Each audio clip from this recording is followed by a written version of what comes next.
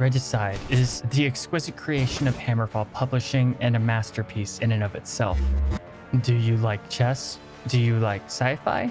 Do you like Warhammer? Well, have some chess with your sci-fi with your Warhammer.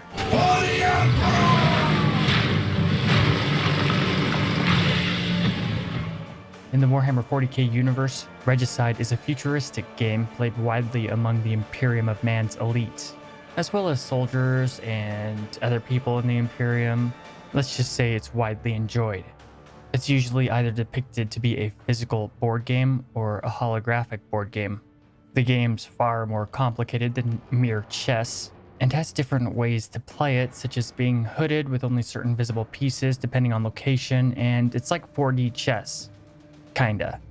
And it's found in a lot of 40k content, such as the Eisenhorn trilogy, The Outcast Dead, The Emperor Expects, The Siege of Terra, and Straight Silver, for a couple examples. Just don't ever play against the Mechanicus. During the War of the Beast, the Imperial Fist Space Marine Corps Land played against a Tech Priest and lost 38 times in a row. The game's writer is Ross Watson, and it was released back in 2015 after an early access release on Steam, and I was quick to pick it up immediately.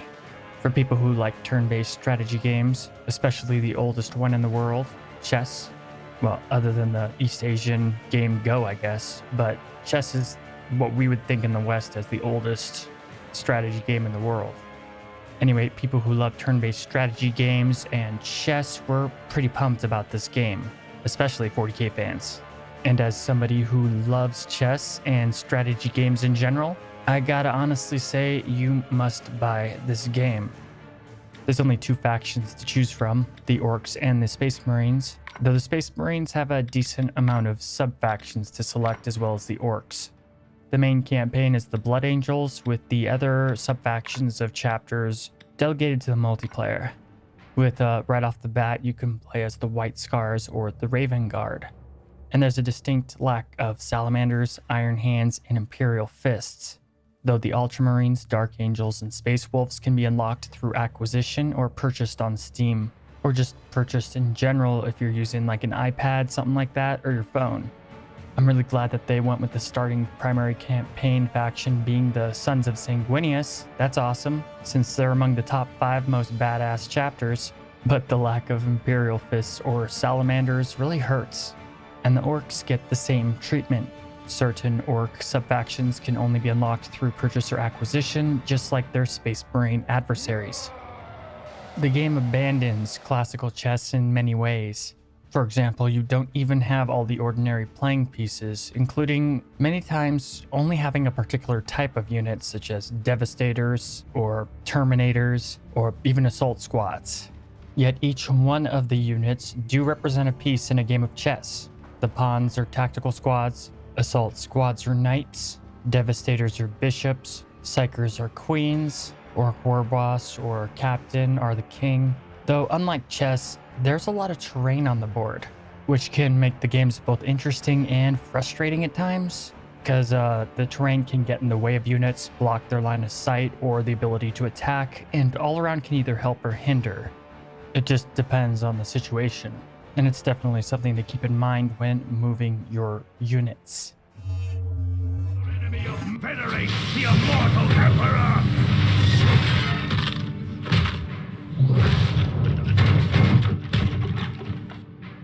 The music in Regicide is fantastic and feels very 40k.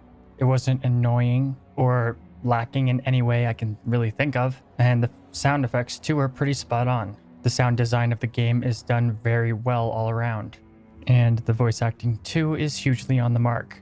Kill. It is what you are made for.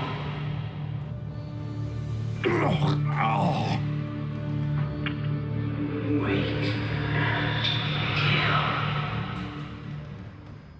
The Space Marines sound perfect, and in battle sound exactly as I imagined that they should. I didn't come across any funky deliveries or out-of-place tones. They really hit the bullseye here. The Orcs too sound perfect, and I'm sure the actors had a blast recording Regicide. The two factions meld perfectly into one another to formulate a believable grimdark story. And yes, believe it or not, there is a story to this Warhammer 40k game based on chess. I mean, it is simplistic, but it's there and it's definitely 40k. I don't really get the opening cinematic though, because it doesn't really seem to have anything to do with the rest of the stuff that goes down in the game. It actually kind of gives the impression of the enemy being warp demons or something and not orcs at all. I mean, in the intro cutscene, the guy talks about whispers and, stuff like that and kind of acts like he's going crazy, which is pretty standard chaos manipulation stuff. I've detected an unusual sound. But there is like a little story mode before each mission. There's a little introduction of what's going on in the story, and it kind of sets up the tone for the battle. What is it, Baldassar? Do your psychic gifts reveal something else? I sense a disturbance deep in the forest. A powerful alien mind. Perhaps an enemy psyker. Tactical Squad Theron, move out and secure the astropathic relay. If the orcs truly baited us here, let us learn why. I have the power of orkiness. Yes, weird boy. Yes, you do. Now, the story isn't going to be Black Library, but I did enjoy it, and it's there, so there's that. I still can't find the connection between the in-game story and the opening cinematic, but I'm pretty sure there is one. The story, though, in the end, though, nothing to write home about, just the sprinkles on top of the icing on top of the cake. And as the story progresses, new units are unlocked, and you even take control of the Death Company later on, which is awesome. Another cool feature is that as the game progresses, the Blood Angel's armor gets more artistic and ornate, which is pretty cool. Praise the Messiah. Now, the best thing about Regicide is that unlike ordinary chess, killing the king is not the only objective or path to victory. It makes the whole tactical experience far more interesting and has many more options than any mere chess game could ever give you. Regicide is both single player and multiplayer in both classic mode and Regicide, so if you do still feel like playing regular old chess, then that's totally an option.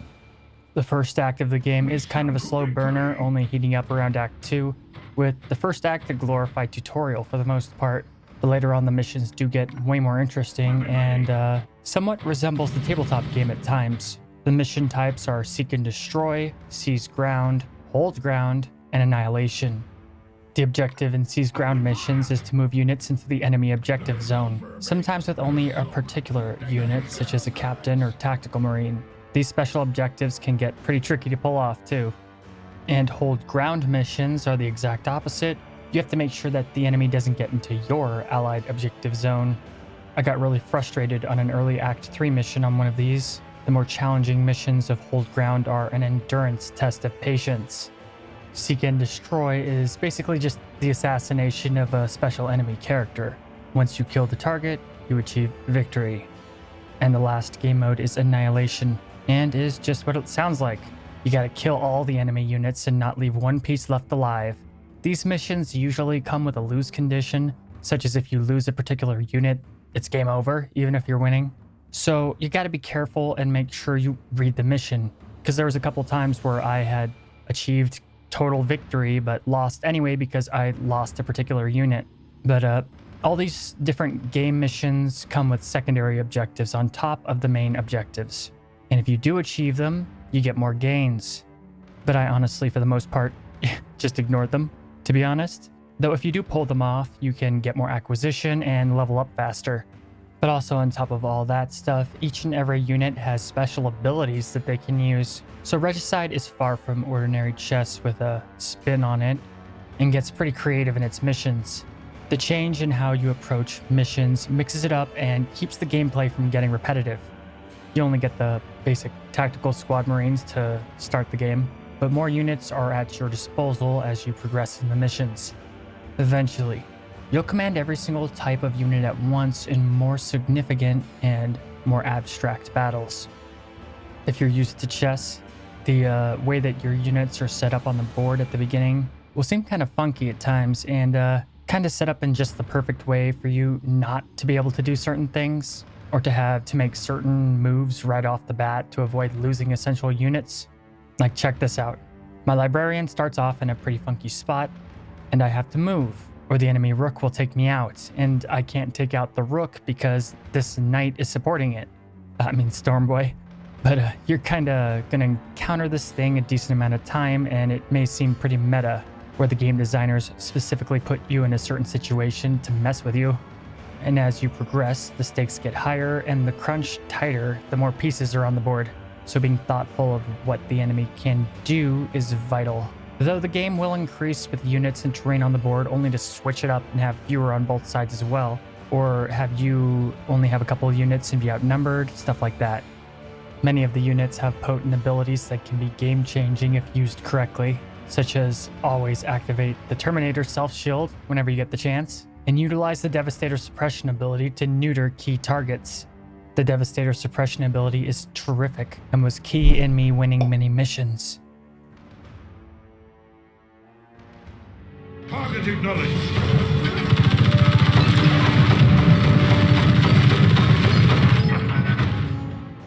The game basically revolves around two phases, movement and initiative.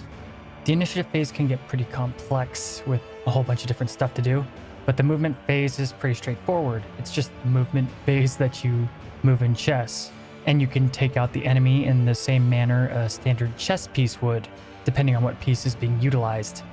When I first started playing, I wasn't really thinking and looking at the game in a chess mindset, and I got kind of annoyed because the only thing I could do was move into a position where my Space Marine would die.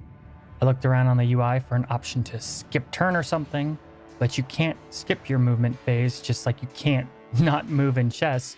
Not making a move isn't an option, and I felt kind of silly once I realized this. Of course, there will be no-win situations in chess-like games, and knowing sacrifices will have to be made should be kept in mind at all times. In saying that, movement, though less complicated than the initiative phase, is far more critical towards victory, so players have to think ahead and strategize just like they would against any really good chess player, I guess. And if you've ever played battle chess, you should be familiar with the fatality animations. And the deaths in Regicide are grimdark perfection. Though if you want to skip these to speed up the game, then that's totally an option. On the UI, you have how many actions you can take represented by these skulls. If you used all of your actions in a turn, then the next turn you will only generate 3. But if you save action points, they'll spill over into your next turn, though it will never exceed 5. Therefore, the only maximum you should ever save is 2, otherwise you're wasting resources. Initiative phase is when you utilize these actions, and then once you've used them, press the end turn button, and it'll switch to your opponent's turn. If you use all of your actions, then it will automatically switch to your opponent's turn on its own, though you can end your turn prematurely in the initiative phase, just not in the movement phase. You can also buff units in the initiative phase and use the abilities of your units. I often found that saving 2 of the action points for the next turn was very efficient because you can do a 5-move volley and just annihilate units strategically by focusing fire. Though this shouldn't be relied upon because you're often just going to have 3 skulls and just kind of work with what you got. You might want to keep one of those skulls saved for a key heal. And each unit gets the basic attack and a close quarters assault if they're next to an enemy. These abilities vary drastically between unit types, but they range from self-buffing to hindering the enemy. The more powerful units have more potency. I don't think any of the abilities are useless, though many are situational at best, and it's better to just save your action points with some. Just make sure that you hoard only 2 action points at most. The Devastator pinning fire is useful on powerful enemy units to neuter their abilities in the initiative phase. The Librarian and Captain have the best abilities, though the Librarian is far more useful. Using Tactical Marine crack grenades is useful for reducing shields, especially if there's shields on multiple units. It removes their shield while damaging all enemies in the area, setting them up to be attacked normally by following actions. I'd have to say overall, though, I found the Terminators to be the most powerful, consistently powerful unit, and the most useful.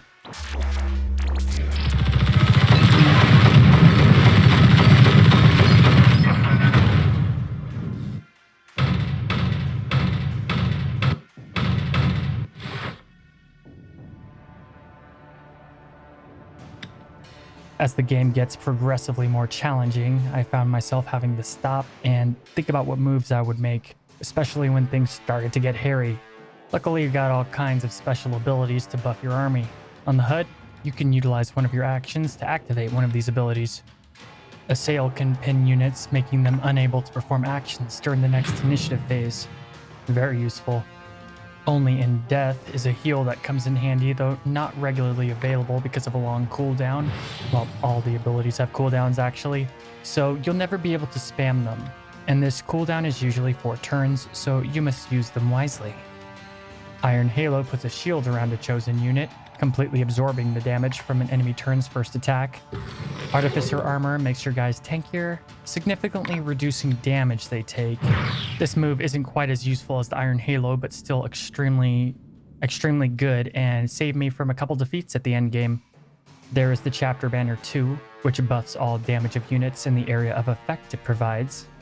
Shrouding, which makes your unit untargetable and is very useful if the mission requires a specific unit to survive to achieve victory, among a plethora of other abilities. There's many buffs that you unlock as you progress in the game that you might not find very useful. I found myself using some of the late game ones not very often, and the go to ground ability was probably the one that I used the least out of the entire thing. I pretty much only ever used go to ground as a filler. However, like I already said, I don't think any of them are totally useless. Just some of them they kinda are extremely situational. And you don't have an option when some of these abilities appear on your HUD. It depends on what mission you're playing. The mission dictates what these UI abilities will be there. However, the abilities of your units that you have are always present. I found the smaller missions with a weird gimmick to be the most enjoyable. This mission right here in Act 3, where you only have 3 Terminators versus 5 Storm Boys, was really fun. However, other missions like this are a test of patience and will. Such as this BS mission I replayed 24 times and wasn't fun, just annoying. You literally only reactivate shields and make one move and one attack over and over. And when you get bored, you make a mistake and have to start the marathon over again. Luckily, this boredom simulator mission is the exception rather than the norm. And if you're wondering why I keep clicking to activate the shield ability instead of pressing 4, I'm drinking coffee and eating. But whatever you do, don't let the boredom make you perform a single mistake. Don't let any orcs in the deployment zone. And yes, I just keep skipping the attack animations because I've done this mission so many times and I just want it to be over. Oh god, finally! In Act 3, the difficulty really ramps up, and you find yourself in some pretty precarious situations with one wrong move, and you lose. Like this mission. The captain, aka the king, is surrounded by orcs, and the losing condition is he can't die. But overall, I say that the challenge and the gameplay is awesome. And I don't really have too many gripes with this game. The RNG of misses is really prevalent, and it's sometimes helpful, but yeah.